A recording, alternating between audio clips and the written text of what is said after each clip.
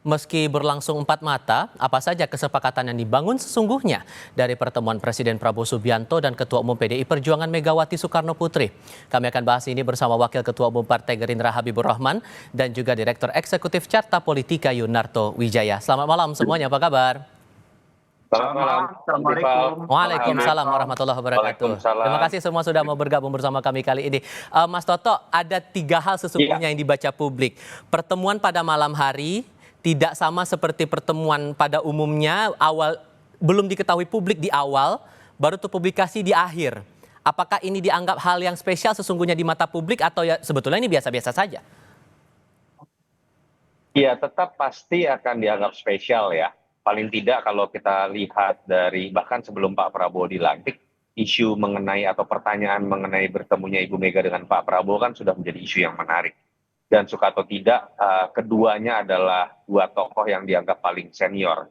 Satu berasal dari partai pemenang Pileg, satu lagi berasal dari pemenang Pilpres. Sehingga apapun kita belum tahu apa isi pertemuan dari keduanya, ini akan melemaskan otot-otot dari isu-isu mengenai politik yang katakanlah bersifat konfliktual. Sehingga kalau konteksnya adalah untuk menjaga stabilitas politik, melenturkan otot-otot dari para konstituen untuk berspekulasi mengenai masih adanya situasi yang keras secara politik, ini sifatnya sangat positif, apalagi momennya kan pasca Lebaran dalam konteks silaturahmi.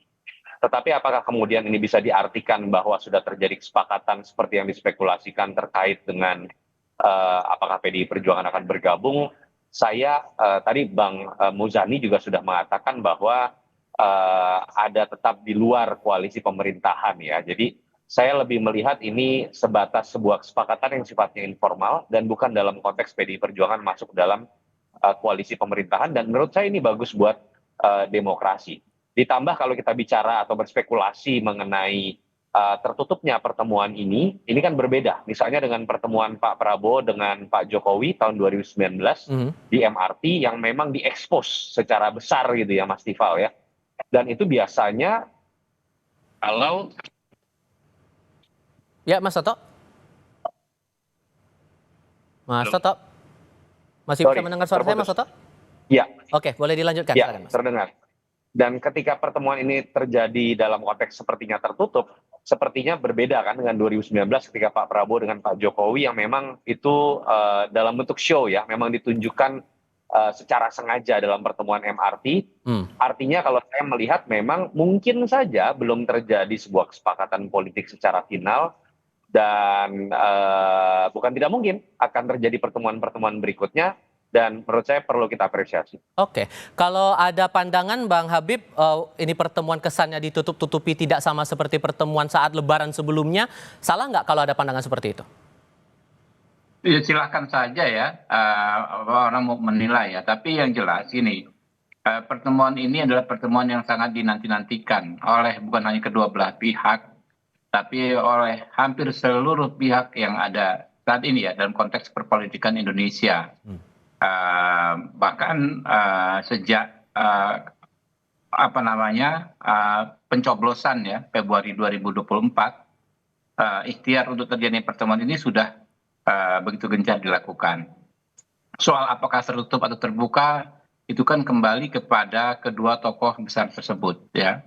Jadi kita nggak boleh memaksakan selera kita kepada beliau berdua harus terbuka dan lain sebagainya. Yang nyamannya seperti apa ya. Nah, lalu yang perlu dicatat ya teman-teman adalah adanya momen ketika kedua tokoh bangsa ini bicara empat mata ya, 1,5 jam bicara empat mata. Artinya memang ada deep talk, ada pembicaraan yang mendalam soal bukan sekedar soal pribadi pastinya, tapi soal-soal kebangsaan ya. Jadi beyond the political problem ya. Saya walaupun saya nggak dapat bocorannya, tapi feeling saya ya pasti seperti itu. Karena kalau sekedar pertemuan apa yang divestivalisasi, misalnya ada dua tokoh besar bertemu, foto sana foto sini, lalu tidak ada pertemuan intensif antara dua tokoh itu, maka saya pikir ya hanya untuk festivalisasi. Tapi ini lebih ke substansi. Jadi Pak Prabowo bertemu Ibu Mega pastilah membicarakan hal-hal substansi terkait bangsa ini. Betul kata Mas Toto tadi, ini tentu mengendurkan ya urat-urat saraf para politisi ya dari setidaknya dari dua kubu ya, pihak-pihak yang ada di bawah kepemimpinan Ibu Mega dan pihak-pihak yang ada di bawah kepemimpinan Pak Prabowo. Ya, di bulan Syawal ini baik sekali ya, bulan Syawal adalah bulan silaturahim antara anak bangsa, dan ada konteks lagi ya, dalam konteks misalnya dalam konteks internasional memang kan sedang tidak baik-baik saja di seluruh dunia ya, bangsa-bangsa manapun, bangsa-bangsa besar ya terutama, ketika menghadapi turbulence ya, menghadapi ujian-ujian besar, maka elit-elitnya semakin giat untuk menggencarkan persatuan. Kita lihat banyak contoh ya, bahkan ada beberapa negara khusus ya, begitu ada turbulence, kubu di luar pemerintahan, katakanlah kubu oposisi, dipanggil khusus. Karena mereka juga memiliki hak untuk menyampaikan pendapat mereka terkait ya bagaimana pengelolaan negara ini ya, arahnya seperti apa. Mereka juga harus didengar ya. Jadi jangan sementang-mentang yang ada di pemerintahan Pak Prabowo misalnya, Ibu Mega di luar pemerintahan, kita menutup diri untuk mendengar masukan-masukan beliau ya. Padahal ditambah lagi ada ngasih saling tukar oleh-oleh juga waktu pertemuan ya, Pak. Iya. Oke, itu sangat bagus ya. Dan ada lagi yang bagus adalah Ibu Mega ini adalah presiden ya, sebelumnya ya, yang pernah menjabat presiden dan wakil presiden. Tentu banyak sekali pengalaman-pengalaman beliau melalui masa-masa sulit dalam pemerintahan yang akan sangat berguna ya bagi Pak Prabowo dan pemerintahannya saat ini. Jadi kalau kita bicara soal kedekatan pribadi Bu Mega dengan Pak Prabowo, sudah hatam semua bab itu, kita seluruh bangsa Indonesia. Mereka berdua sangat dekat. Tetapi dalam konteks substansi ya, ada yang lebih mendalam, bahwa kedua tokoh bangsa ini punya ikhtiar ya, sedang melakukan ikhtiar bagaimana saling sharing, bagaimana sama-sama mengatasi persoalan bangsa ini. Oke, termasuk juga Pak Muzani sempat bilang, Mas Toto, bahwa pertemuan ini untuk memperkokoh posisi pemerintahan juga.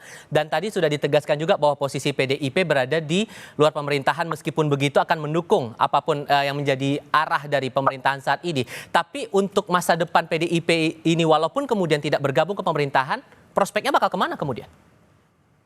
Iya, memang kalau ditanya apakah ada simbiosis mutualisme dari pertemuan ini, dilihat dari sisi momentumnya sangat mungkin ya. Pertama, kalau kita bicara kepentingan internal PDI Perjuangan, seharusnya berdasarkan info yang beredar kan harusnya bulan April ini akan terjadi kongres. Walaupun kemungkinan akan diundur, ada yang mengatakan Juni, walaupun setahu saya dari perpanjangan pengurus DPP PDI Perjuangan mungkin masih bisa saja sampai akhir tahun 2025. Dan kita tahu juga isu-isu misalnya mengenai intervensi dari pihak-pihak tertentu, paling tidak pertemuan Pak Prabowo dengan Ibu Mega menegaskan bahwa seharusnya tidak akan ada intervensi dari pihak tertentu termasuk kekuasaan terhadap Kongres dari PDI Perjuangan.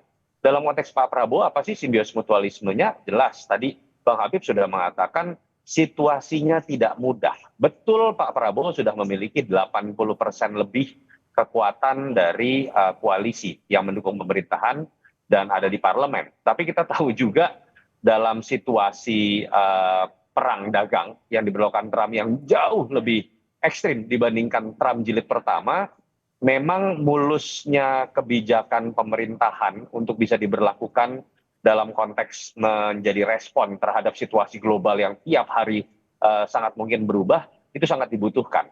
Tapi saya juga berharap di sisi lain, jangan sampai kemudian PDI Perjuangan melepaskan fungsinya dalam kapasitas menjadi wakil rakyat ataupun menjadi pihak oposisi untuk tidak berani kritis. Karena sebetulnya yang dibutuhkan oleh Pak Prabowo malah dalam situasi sekarang adalah dia tetap memiliki kuping. Bahwa apapun yang misalnya diputuskan selain sudah disetujui oleh para menteri, oleh parlemen, tapi juga sudah didasarkan pada suara atau aspirasi masyarakat. Kalau PDI Perjuangan kemudian asal nurut saja, itu malah berita buruk buat Pak Prabowo, bukan tidak mungkin malah kemudian kebijakan-kebijakannya tidak memiliki dialektika yang bisa jadi akan berefek buruk pada image Pak Prabowo di hadapan masyarakat. Saya berharap tetap PDI Perjuangan memainkan peran seperti itu. Tapi sejauh Anda menangkapnya, Mas Toto, melihat respon dari perwakilan PDI Perjuangan dan Gerindra sejauh ini atas pertemuan kedua tokoh, apakah bisa dikatakan bahwa kesepakatan dari aspek politiknya sudah terbangun antara keduanya? Kesepakatan politiknya saya sih melihat pertama jelas bukan dalam konteks PDI Perjuangan masuk ke dalam koalisi pemerintahan atau mendapatkan menteri.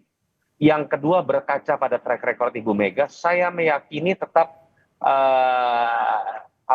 positioning PDI Perjuangan sesuai dengan konstitusi, sesuai secara tata negara bahwa dia bisa saja tetap bersikap kritis, memberikan masukan, menjadi penyeimbang kepada Pak Prabowo akan tetap terjadi. Jadi saya sih melihat kesepakatan politik mungkin saja terjadi, tapi bukan dalam konteks itu. Kalau mau berspekulasi, saya lebih memilih berspekulasi bahwa Pak Prabowo mungkin menjamin bahwa proses politik internal yang terjadi pada PDI Perjuangan termasuk Kongres itu dijamin tidak akan diintervensi. Karena kita tahu ini kan berseliweran ya, mungkin terkait dengan konflik Ibu Mega dengan Pak Jokowi atau para pendukung Pak Jokowi.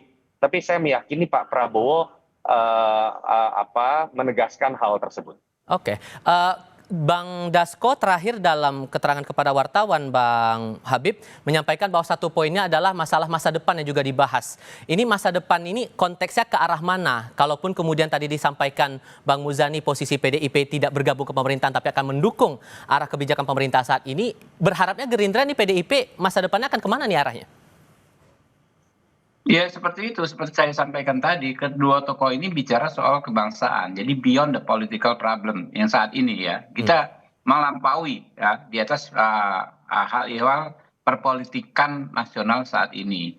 Karena memang boleh saja kita punya kepentingan politik yang berbeda, tapi sebagai sebuah bangsa, tentu tujuan kita di masa depan ya Indonesia yang kuat, memenuhi semua aspek-aspek kesejahteraan rakyat dan lain-lain tentu saja sama. Saya sudah hafal betul ya langgamnya teman-teman PDIP ini ketika di luar kekuasaan. Mereka ketika di luar kekuasaan, sehingga di zamannya dulu masih ada almarhum Pak Taufik Kimas ya, memainkan peran yang sangat elegan, menyampaikan kritikan tetapi tidak mensabotase. Ya, itu dua hal yang berbeda ya. Menyampaikan kritikan betul seperti kata Mas Toto, tentu namanya Pak Prabowo jangankan dari partai di luar pemerintahan, dari dalam internal pun selalu meminta kritikan. Ya, tapi tidak ya dalam konteks melakukan sabotase atau penggagalan agenda-agenda pemerintah. Nah ini yang sabotase ini yang tidak pernah dilakukan oleh PDI Perjuangan dalam track record mereka di zaman setidaknya di zaman reformasi, ketika jumlah suara mereka di parlemen selalu tertinggi ya, terbesar ya. Jadi itu yang sebetulnya dengan adanya pertemuan ini semakin lebih tegas lagi ya, bahwa betul disampaikan Pak Dasko, Pak Ahmad Muzani ini soal ke depan ya, bagaimana kita saling menguatkan ya, walaupun dalam posisi yang tidak sama satu sama lain. Oke, forecast ke depannya menurut Anda Mas Toto singkat saja gimana untuk membaca pertemuan ini? Apakah bakal ada pertemuan lanjutan lagi atau potensinya bakal bagaimana kemudian? Biasanya kalau udah final, Mas Tifal, itu akan kemudian dijadikan sebuah show atau etalase lah bahasanya tadi Bang Habib ya. Itu yang terjadi misalnya pada pertemuan di MRT atau pertemuan Pak Prabowo kalau kita ingat juga di 2019 sebelum pertemuan MRT di rumahnya Ibu Mega juga di Teguh Umar. Jadi saya sih melihat bukan tidak mungkin masih ada pembicaraan-pembicaraan lanjutan, entah dalam konteks bicara mengenai kebangsaan atau bicara mengenai hal-hal yang sifatnya politik praktis. Dan menurut saya ini hal yang baik untuk dilakukan. Artinya paling tidak kedua tokoh ini sudah memperlihatkan bahwa spekulasi bahwa terkait dengan adanya positioning politik yang berbeda, menjadi oposisi karena dendam politik, menjadi oposisi hanya karena sebatas kalah dan kemudian ingin berhadap-hadapan, itu tidak terjadi. Tapi mengambil posisi di dalam atau di luar koalisi pemerintahan itu lebih didasarkan pada konsekuensi secara tata negara, bukan secara dendam politik. Dan saya berharap sebetulnya situasi ini juga bisa terjadi bukan hanya antara Pak Prabowo dengan Ibu Mega, tapi antara pemimpin politik lainnya yang pernah jadi presiden, termasuk yang lebih banyak dibicarakan oleh publik, yaitu antara Ibu Mega dengan Pak Jokowi.